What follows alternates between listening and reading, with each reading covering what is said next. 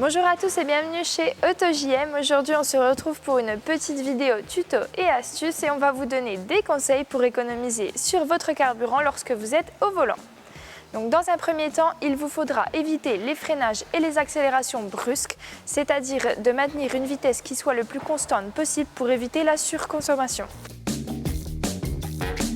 Restez attentif au nombre de tours que votre moteur effectue par minute. Il faut environ 2000 tours par minute pour un moteur diesel et 2500 tours pour un moteur essence. Lorsque vous êtes entre 3000 et 3500, votre moteur est en surconsommation. Lorsque vous prévoyez de rester à l'arrêt 1 minute ou plus, n'hésitez pas à éteindre votre moteur pour éviter de consommer du carburant.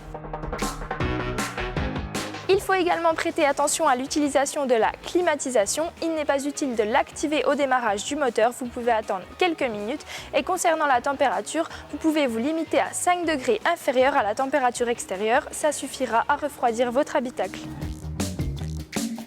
Lorsque vous pouvez l'utiliser, n'hésitez pas à activer le régulateur de vitesse, mais n'hésitez pas aussi à le désactiver lorsque vous êtes dans une montée ou dans une descente, puisqu'en montée, il aura tendance à forcer pour maintenir la vitesse et en descente, il n'est pas utile. Vous pouvez tout simplement lâcher l'accélérateur et utiliser le frein moteur.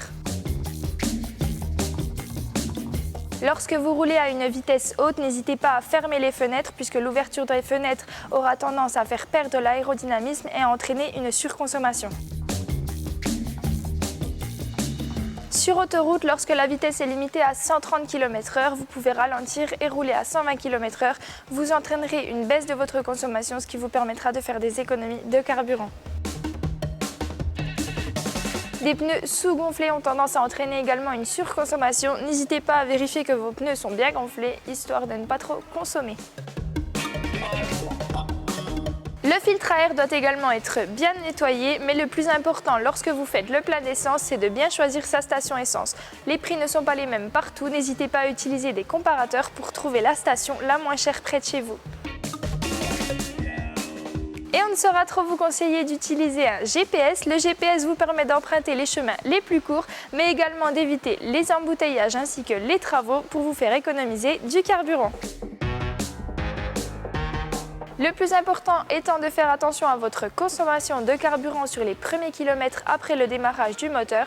N'hésitez donc pas à garder une vitesse lente sur les premiers kilomètres le temps que votre moteur se mette en route. Pour plus d'informations, vous pouvez poser vos questions en commentaire. En attendant, merci à tous d'avoir regardé cette vidéo. N'hésitez pas à nous suivre sur les réseaux sociaux et à bientôt pour une prochaine vidéo.